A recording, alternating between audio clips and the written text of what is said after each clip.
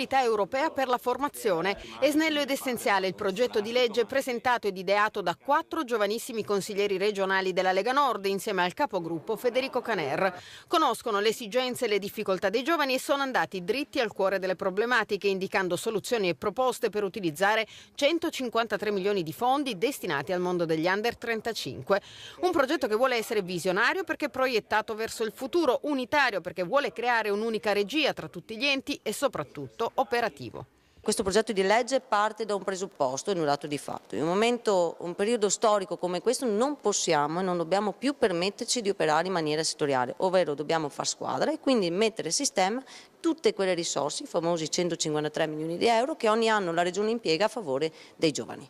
Parte del progetto si focalizza sulla fuga dei creativi, oltre che dei cervelli dal nostro paese. Tra le tipologie dei progetti innovativi che potranno sperare in appoggio e finanziamenti, le officine dei talenti e delle creatività.